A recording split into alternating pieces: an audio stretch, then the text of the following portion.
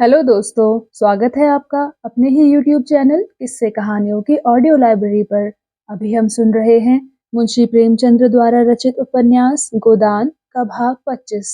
तो चलिए सुनते हैं आज का भाग।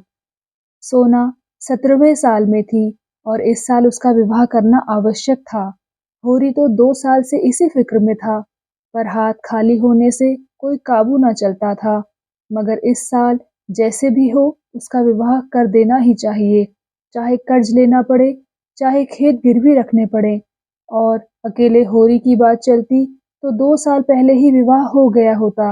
वह किफायत से काम करना चाहता था, पर धनिया कहती थी कितना ही हाथ बांध कर खर्च करो, 2-250 लग ही जाएंगे।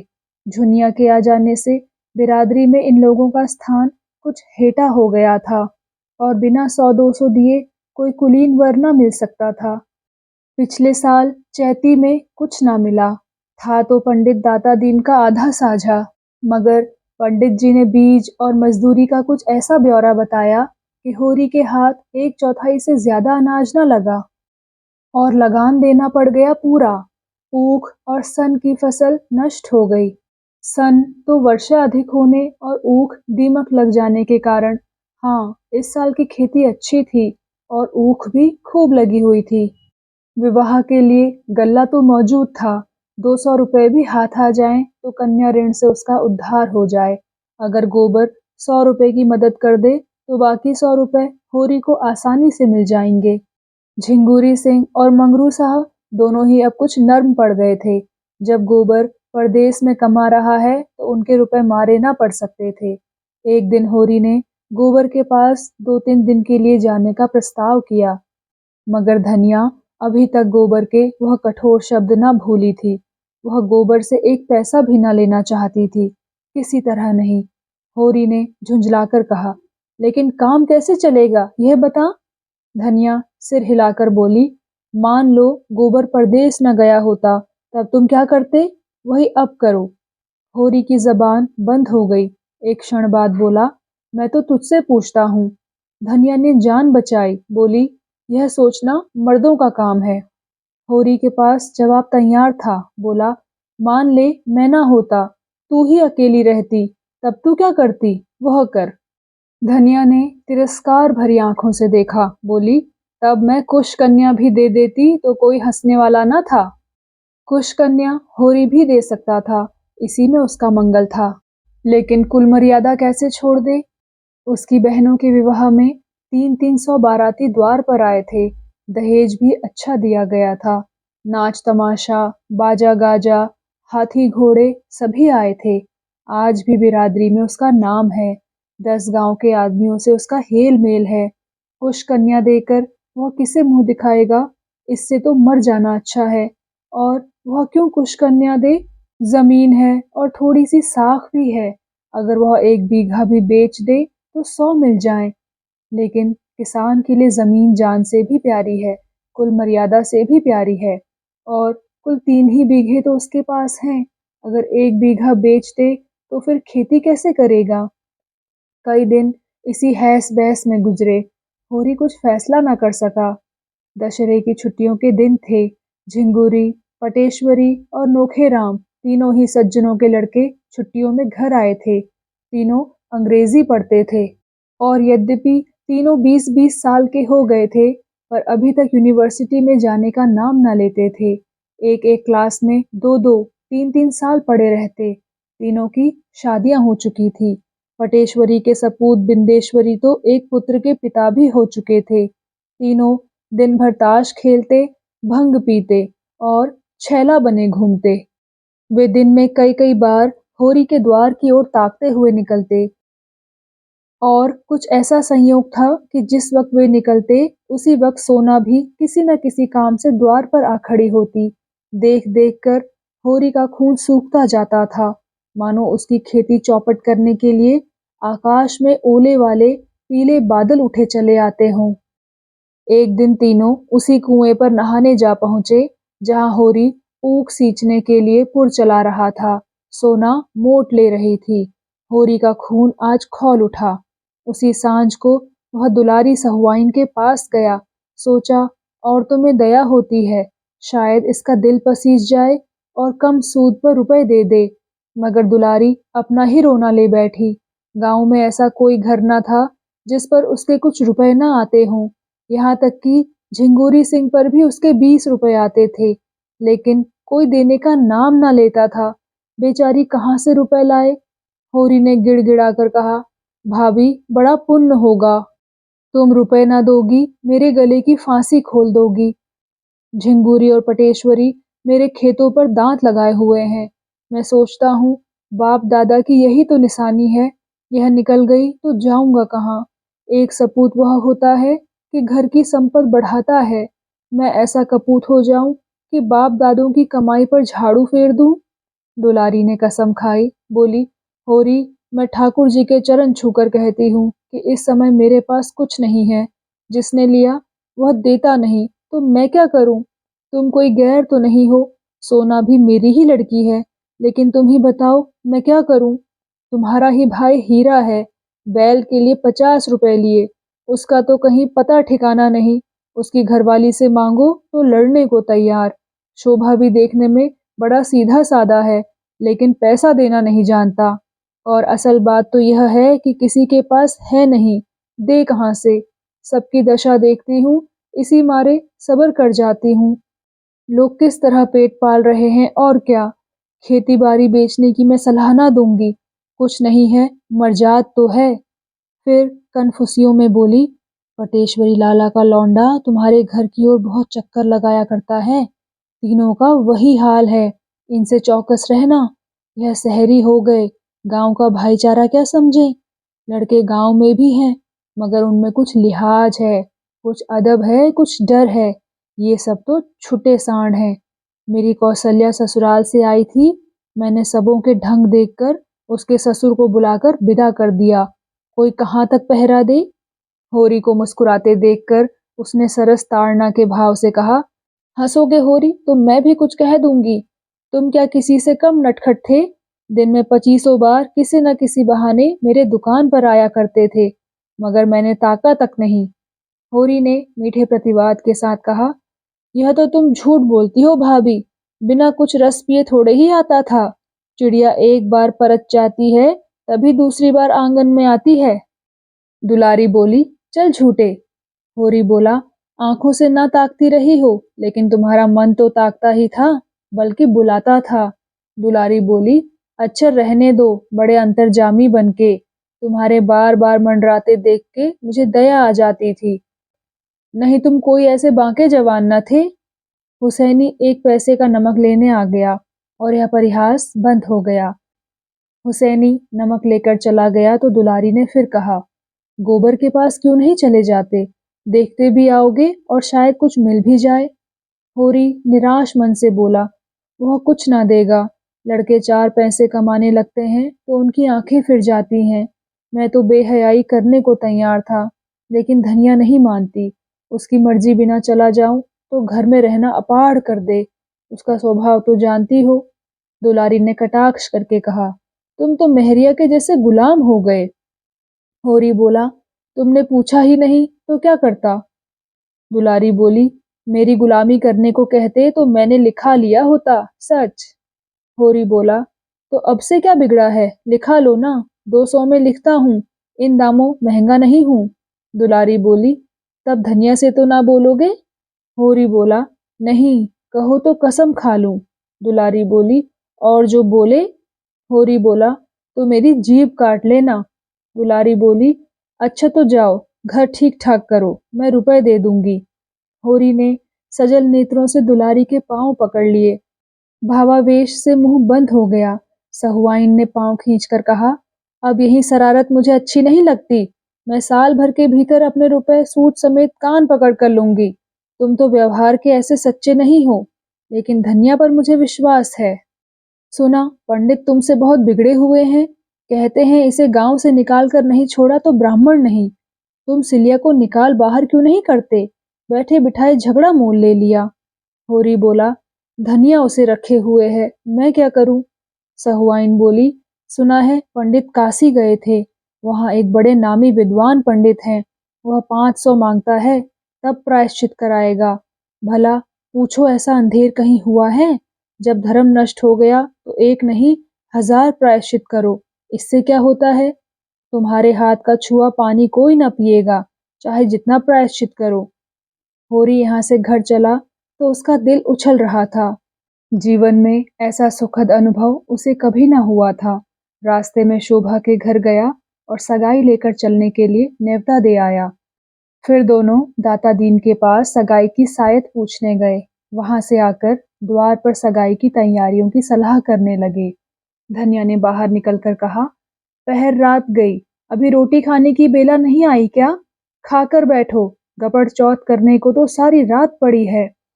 होरी ने उसे भी परामर्श में शरीक होने का अनुरोध करते हुए कहा, इसी सहालग में लगन ठीक हुआ है। बता, क्या क्या सामान लाना चाहिए?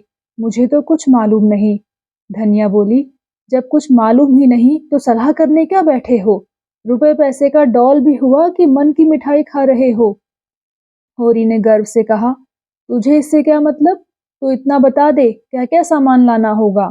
धनिया बोली, तो मैं ऐसी मन की मिठाई नहीं खाती।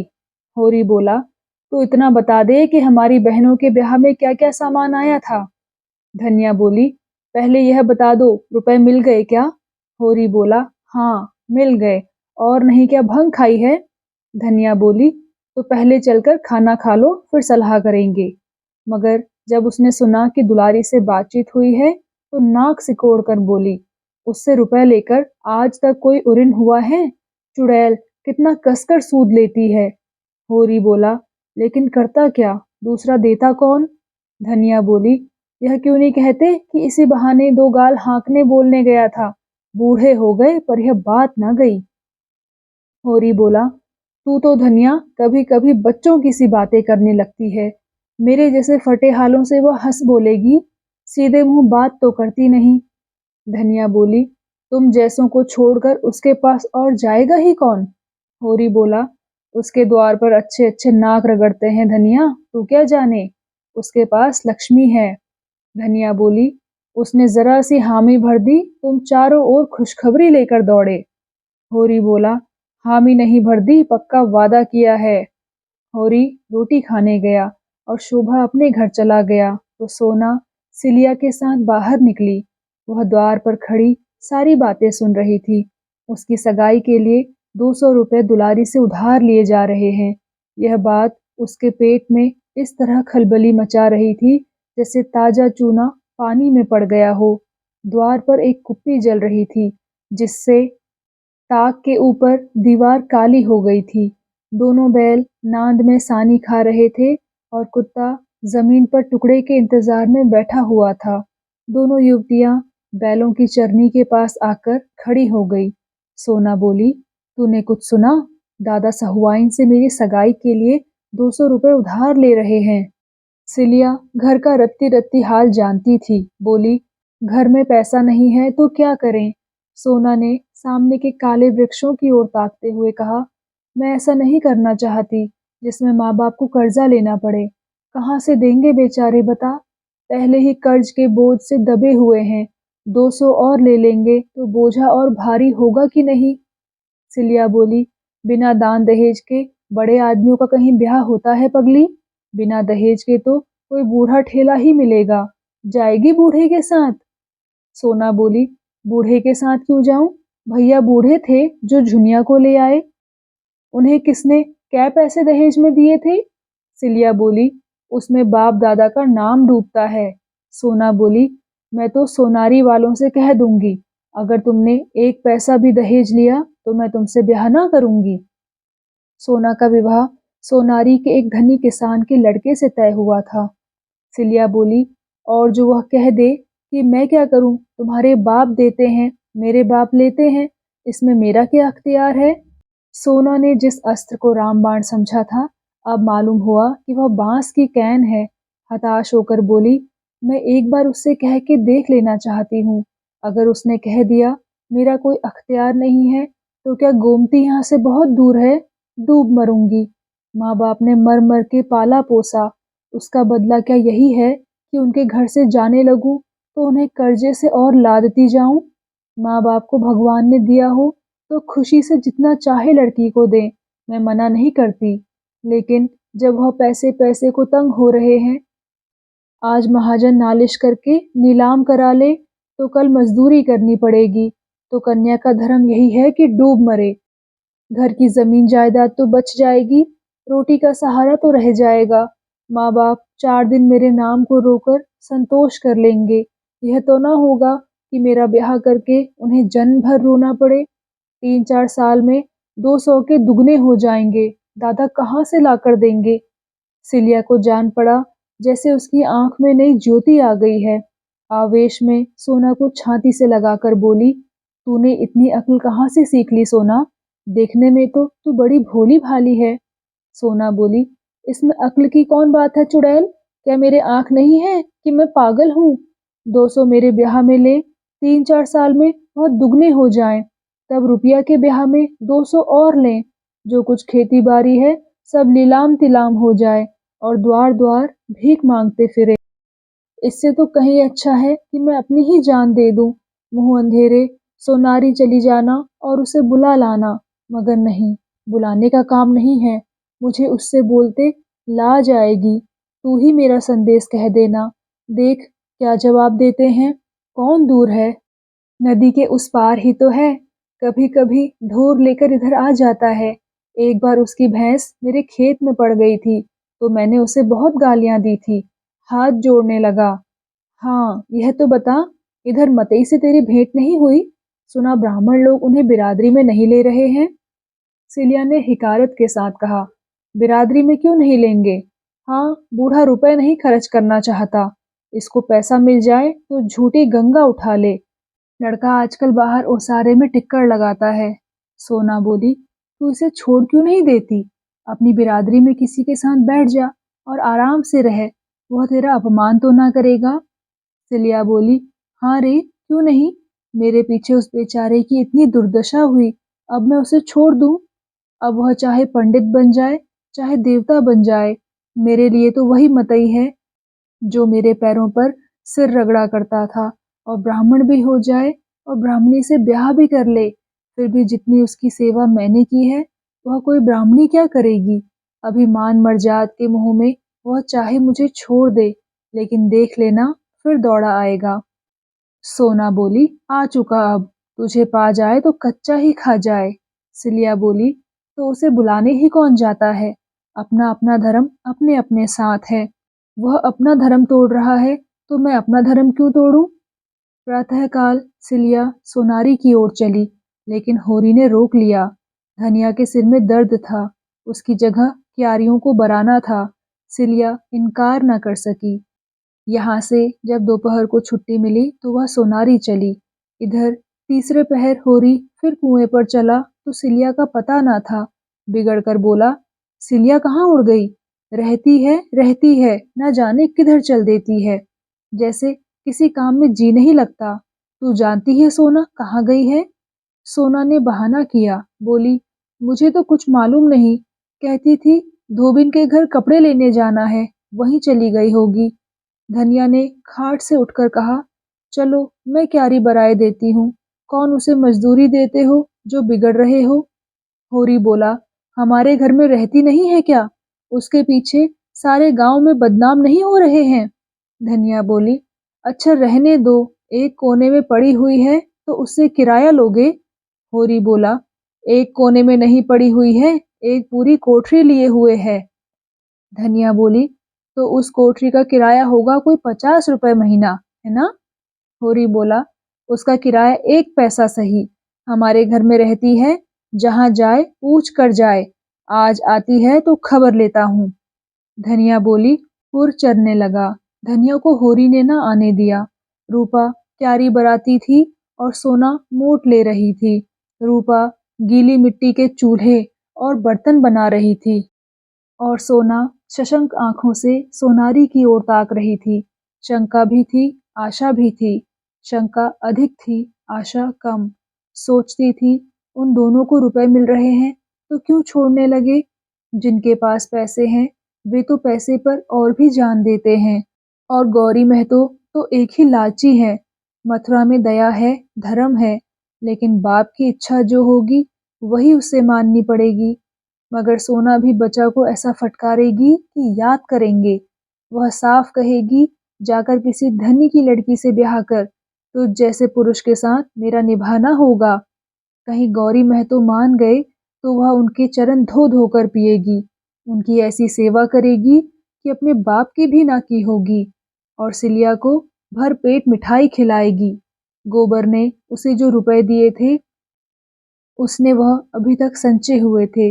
इस मृदु कल्पना से उसकी आंखें चमक उठी और कपोलों पर हल्की सी लाली दौड़ गई। मगर सिलिया अभी तक आई क्यों नहीं? कौन बड़ी दूर है? ना आने दिया होगा उन लोगों ने। आहा, वह आ रही है, लेकिन बहुत धीरे धीरे आती है। सोना का दिल बैठ गया। अब आगे नहीं माने शायद। नहीं, सिलिया दौड़ती हुई आती तो सोना से हो चुका ब्याह, अब मुंह धो रखो। सिलिया आई जरूर, पर कुएं पर न आकर खेत में क्यारी बराने लगी। डर रही थी, होरी पूछेंगे कहाँ थी अब तक, तो क्या जवाब देगी। सोना ने यह 2 घंटे का समय बड़ी मुश्किल से काटा, पर छुटते ही वह भागी हुई सिलिया के पास पहुंची। बोली, वहां जाकर तू मर गई थी क्या? ताकते ताकते आंखें फूट गई। सिलिया को बुरा लगा, बोली, तो क्या मैं वहां सोती थी? इस तरह की बातचीत राह चलते थोड़े ही हो जाती है, अवसर देखना पड़ता है। मथुरा नदी की ओर ढोर चराने गए थे। खोजती खोजती उसके पास गई और तेरा संदेश कहा। ऐसा प्रसन्न हुआ कि तुझसे क्या कहूँ। मेरे पांव पर गिर पड़ा और बोला, सिल्लो, मैंने तो जब से सुना है कि सोना मेरे घर में आ रही है, तब से आंखों की नींद हर गई है। उसकी वह गालियां मुझे फल गई, लेकिन काका को क्या करूं? वह किसी की नहीं सुनते। सोना ने टोका, तो ना सुने। सोना भी जिद्दिन है, जो कहा है वह कर दिखाएगी, फिर हाथ मलते रह जाएंगे।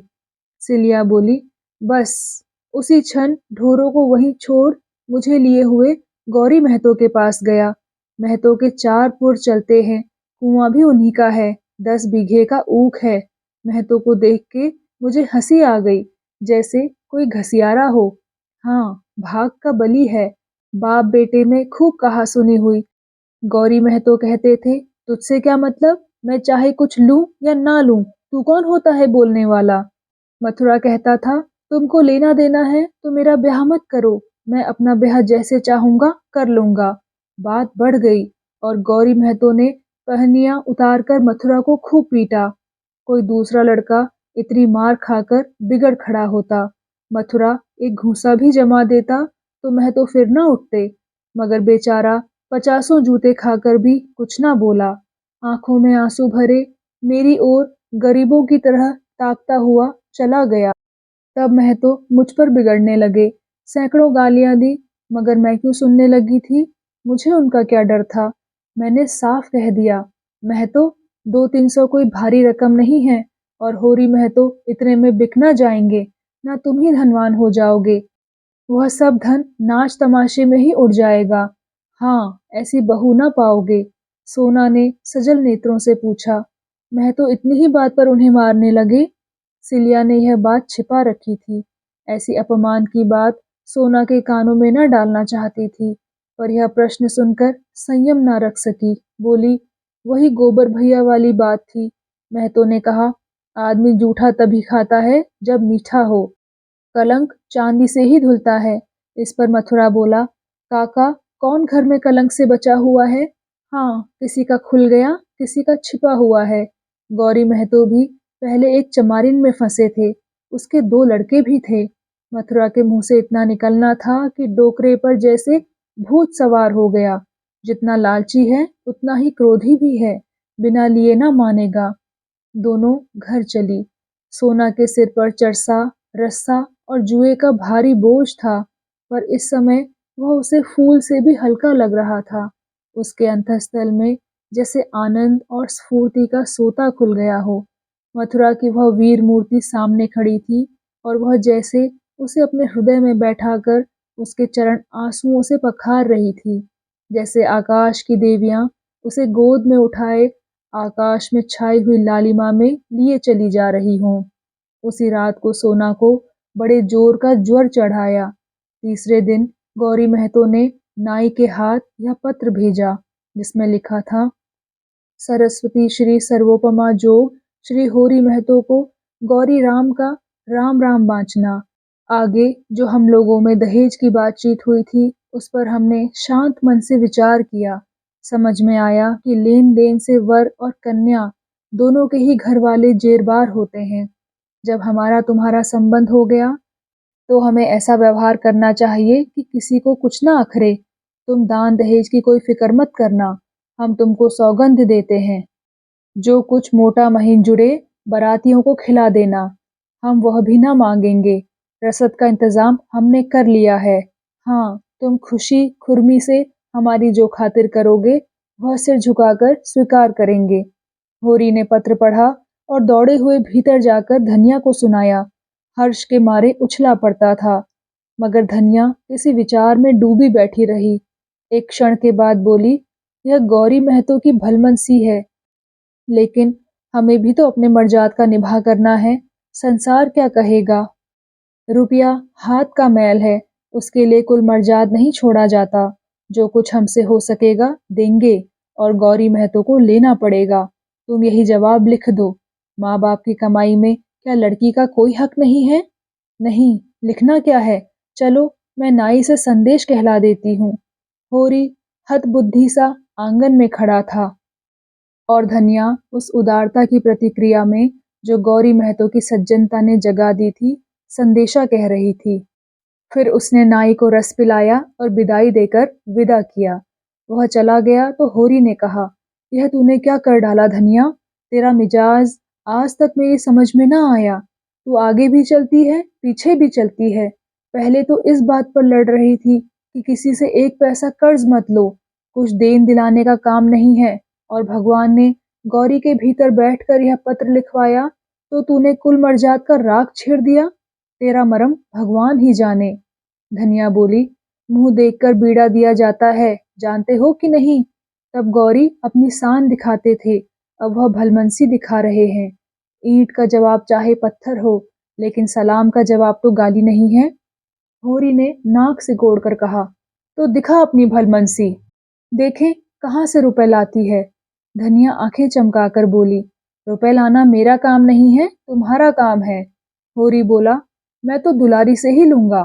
धनिया बोली, ले लो उसी से, सूद तो सभी लेंगे। जब डूबना ही है तो क्या तालाब और क्या गंगा। होरी बाहर आकर चिलम पीने लगा। कितने मजे से गला छूटा जाता था, लेकिन धनिया जब जान छोड़े तब तो, जब देखो उल्टी ही चलती है, इसे जैसे कोई भूत सवार हो जाता है। घर की दशा देखकर भी इसकी आंखें नहीं खुलती। तो दोस्तों, इसी के साथ आज का भाग यहीं समाप्त होता है। आपको ये भाग कैसा लगा? कृपया कमेंट सेक्शन में आकर ज़रूर बताइएगा। और अगर आपने अभी तक इस चैनल को सब्सक्राइब नहीं किया है, तो कृपया सब्सक्राइब भी ज़रूर कर लीजिएगा। मैं मिलती हूँ आपसे इसी कहानी के अगले भाग के साथ। तब तक के लिए धन्यवाद।